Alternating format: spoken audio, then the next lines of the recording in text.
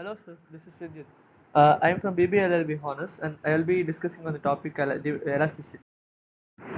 What is elasticity? Elasticity is a measure of variable sensitivity to a change in other variables or a single variable. Most commonly, this sensitivity is the change in quantity demanded relative to changes in other factors such as price. In business and economics, uh, price elasticity refers to the degree to which individuals, consumers, and producers change their demand or the amount supplied in response to the price or income change. It's predominantly used to assess the change in consumer demand as a result of change in good or service price. Then, how elasticity works? When the value of elasticity is greater than 1, it suggests that the demand for the goods or service is more than proportionately affected by the change in its price. A value that is less than 1 suggests that the demand is relatively insensitive to price or inelastic. Inelastic means that when the price goes up, consumers' buying habit change or stays about the same, and when the price goes down, consumer buying habit also remains unchanged. If elasticity is equal to 0, then it is said to be perfectly inelastic, meaning its demand will remain unchanged at any price. There are probably no real world examples of perfectly inelastic goods. If there were, that means producers and suppliers would be able to charge whatever they felt like and consumers would still need to buy them. The only thing close to perfectly inelastic goods would be air and water, which no one can control and could be controlled. Elasticity is an economic concept used to measure the change in the aggregate quantity demanded of a good or service in relation to price movements of that goods or service. A product is considered to be elastic if the quantity demanded of the product changes more than proportionately when its price increases or decreases. Conversely, a product is considered to be inelastic if the quantity demanded of the product changes very little when its price fluctuates. So now let's discuss the types of elasticity. There are elasticity of demand, income elasticity, cross elasticity, and price elasticity. The price elasticity is in the other slide. Let's continue after this slide gets over. And now let's look at the elasticity of demand. The quantity demanded of uh, of a good or service depends on multiple factors such as price, income, and preference. Whenever there is a change in these variables, it causes a change in the quantity demanded of the good or service. Price elasticity of a demand is an economic measure of the sensitivity demand relative to a change in price. The measure of the change in the quantity demanded due to the change in price of a good or service is known as the price of elasticity of demand. Income elasticity.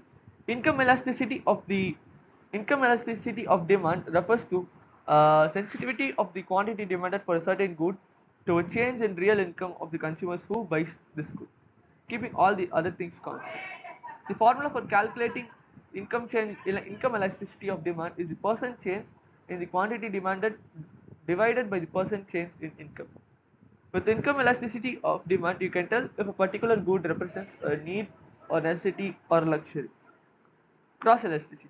The cross elasticity of demand is an economic concept that measures responsiveness in the quantity demanded of one good when the price for another good changes.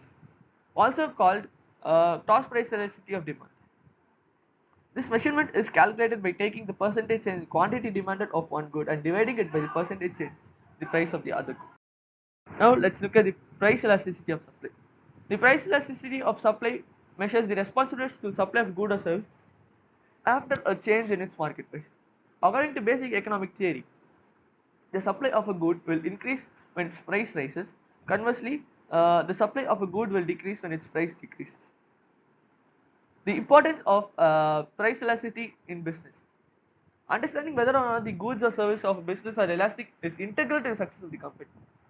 Companies with high elasticity ultimately compete with other business on price and are required to have high volume of sales and transactions to remain solvent. That is, they do not go bankrupt. Firms that are inelastic, on the other hand, are goods and services that are must-haves and enjoy the luxury of setting high prices. That is, for example, toilet covers, fridges, and stoves and chimneys.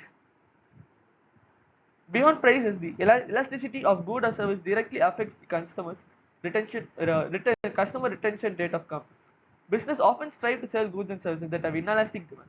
Doing so means that the consumers will remain loyal and continue to purchase the good or service even in the face of a price increase. The examples of elasticity. There are a number of real-world examples of elasticity we interact with on a daily basis. One interesting modern-day example of price elasticity of demand, many people take part in, even if they don't realize, is the case of Uber's price search price. As you might know, Uber uses a search pricing algorithm during times when there is an above average amount of users requesting rides in the same geographic area. The company applies a price multiplier which allows Uber to equilibrate supply and demand in real time. The COVID-19 pandemic has also shown a spotlight on the price elasticity of demand through its impact on a number of industries. For example, a number of outbreaks in the coronavirus in meat processing facilities across the US, in addition to slowdown in the international trade, led to a domestic meat shortage, causing import prices rise up to 16% in May 2020 and the largest increase record since 1993. Another extraordinary example of COVID-19's impact on elasticity arose in the oil industry. Although oil is generally very inelastic, meaning demand has a little impact on the price per barrel. Because of the historic drop in global demand for oil during March and April, along with increased supply and a shortage of storage space, on April 20, 2020, crude petroleum actually traded at a negative price in the intraday futures market. In the response to this dramatic drop in demand, OPEC Plus members elected to cut production by 9.7 million barrels per day through the end of June. The largest production.